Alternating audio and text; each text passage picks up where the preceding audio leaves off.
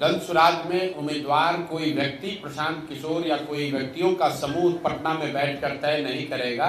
जो साथी भी इस विचार को, इस प्रयास को समझकर इससे जुड़े हैं और जुड़कर इसको आगे बढ़ाने में अपना कंधा लगा रहे हैं, वही साथी मिलकर इसके उम्मीदवारों का चयन करेंगे। और उसी के तहत आप देख रहे हैं कि जनसुराज इस राज्य का पहला ऐसा दल है जिसने उम्मीदवारों की आवेदन की औपचारिक प्रक्रिया अभी शुरू कर रखी है।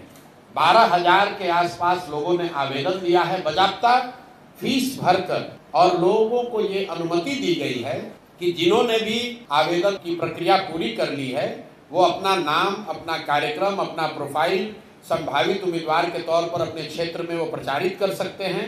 और अब जनसुराज की जो केंद्रीय चुनाव समिति है उस व्यवस्था के तहत अगले 4-5 महीनों में उन सभी साथियों का जो अपने आप को संभावित उम्मीदवार बता रहे हैं या जिन्होंने आवेदन दिया है उनका मूल्यांकन होगा।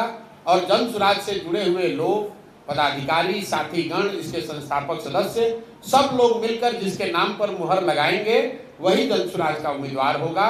उसमें कोई धन बल का प्रयोग नहीं, कोई अंडर द टेबल डीलिंग नहीं।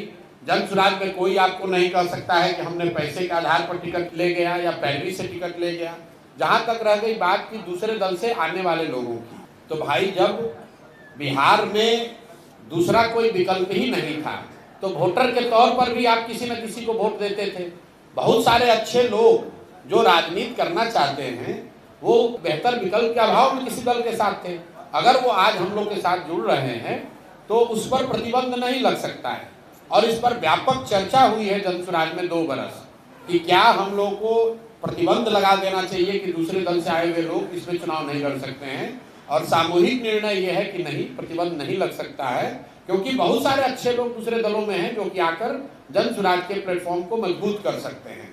लेकिन जो बात मैंने कही है कि बिहार में कोई 1200-1250 परिवार के लोग ही पिछले 30-35 वर्ष में सांसद विधायक बने हैं, उसको ध्यान में रखते हुए ये तय किया गया है कि ज्यादातर कैंडिडेट जो चुनाव लड़ेंगे वो राजनीतिक पृष्ठभूमि वाले ऐसे लोग नहीं होंगे जो पहले से जिनके परिवार या उनके परिवार के सदस्यगण चुनाव लड़ते रहे हैं।